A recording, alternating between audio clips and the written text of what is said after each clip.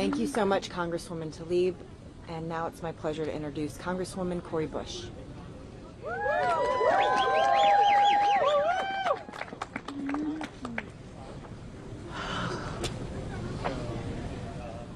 Let me start by saying just thank you to everyone for being here today.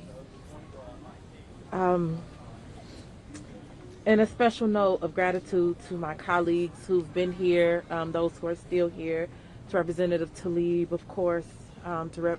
Jackson, speaking up to demand a ceasefire now. Before I get started, I would like to speak directly to the brave souls who are here today participating in a hunger strike, a strike for a permanent ceasefire. You shouldn't have to go on a ceasefire, on a hunger strike in order to demand the United States government facilitate a permanent ceasefire. You shouldn't have to starve yourselves in order to tell the United States government to stop its complicity in the starving of millions of people in Gaza. You shouldn't have to risk your health and your well-being to draw attention to the tens of thousands of people who have been killed and will continue to be killed if we don't enact a permanent ceasefire now. Palestinians, as my sister said several days ago, as you said, Rep. Tlaib, Palestinians are not disposable. We should be able to live in a world where our government voluntarily chooses peace, chooses to value humanity unconditionally, chooses not to be complicit. So I admire your sacrifice, and I thank you for your willingness to put yourselves on the line in the name of humanity. History will remember your bravery and your moral clarity. Together we stand here in a state of grief. We grieve and we mourn with the 1,200 Israelis brutally murdered on October 7th. We grieve and we mourn with the over 14,000 Palestinians who've been killed in Gaza in just the last 53 days.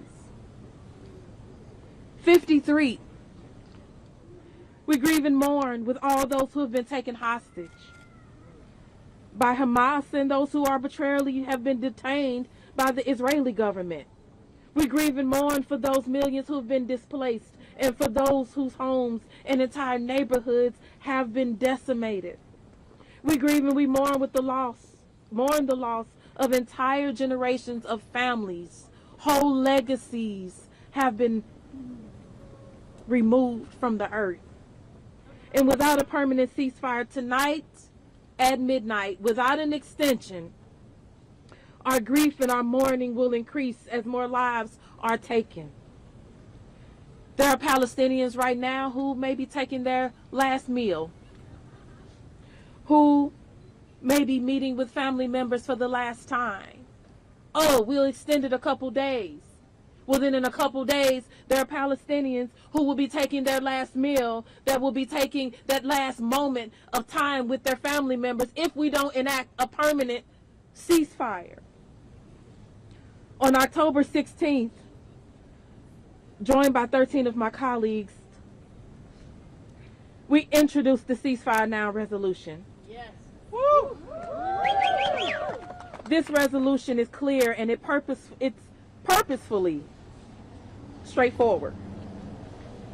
With just one piece of paper, it states, and I quote, "This resolution urges the Biden administration to immediately call for and facilitate de-escalation and a ceasefire to urgently end the current violence, and calls upon the Biden administration to promptly send and facilitate the entry of humanitarian assistance into Gaza." Straightforward. So right now, there are a lot of people who are trying to stigmatize the word ceasefire as if it's something radical. That's what they do. They try to use words to scare people from being able to walk with their values, even though it's the obvious and it's the critical step that needs to be taken. Effective ceasefire agreements protect civilians and enable humanitarian aid to get to the most vulnerable. It's what we need in order to stop the killing, full stop. But ceasefires are not only about stopping the bombing. A ceasefire will lay the foundation for an inclusive and comprehensive, for those peace talks to proceed. It allows us to foster the conditions to tackle the root causes of the conflict. We must lift the siege on Gaza. We must end the military occupation, dismantle the apartheid system, and hold to account all those responsible for human rights abuses. Those of us calling for a ceasefire, we are in the global majority, as my sister just said. Leaders all over the world, and you just spoke it. Like our UN Secretary General called for a ceasefire. The Pope has called for a ceasefire. The UN and the majority of countries around the world, like you just said, Rep. Tlaib, have called for a ceasefire. Nearly every human rights group under the sun has called for a ceasefire. Over 40 members of the United States Congress have called for a ceasefire, which is a long way from the 13 that we started with. It's clear that our constituents and people all around the world want a ceasefire. The majority of folks I hear from want peace. It's clear that our relentlessness and our constant pressure, it is working. That's right. 53 days ago, the people in the house behind us, like my sister said, I feel like we were working on this together, but I promise you we weren't.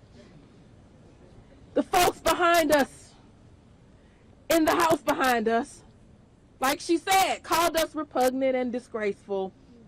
And now we are in the midst of a humanitarian pause. Albeit a pause is not enough. We're demanding a permanent ceasefire now. Our movement is working. They feel our energy in the White House. They hear our demands. They see us marching in the streets. They are watching the polls that say that 80%, that breakdown that you gave, Rep. Tlaib, because of us. Speak on it. That's right. Because of us and because of this movement. Because you won't quit. Because you know that saving someone else's life is better than you being comfortable in your own. Because of us and our movement, every single day we move closer and closer to that permanent and lasting ceasefire. And don't let people tell you this is not the right type of ceasefire because it doesn't say bilateral or it doesn't say regional. Ceasefire is all parties. It means all parties involved. Ceasefire. This pause, it may have been brokered by the president, but we know that it is our pressure. It is our cause for a ceasefire that brought us to this point. And I believe it will be our cause, it will be our relentlessness that will eventually bring us to a permanent ceasefire. So don't stop, keep up the pressure, keep up the fight, because Palestinians deserve self-determination, deserve peace, deserve safety, deserve wholeness, deserve your humanity, deserve to live. And so we won't stop. So ceasefire now, tell your representatives, sign on to the resolution. Thank you.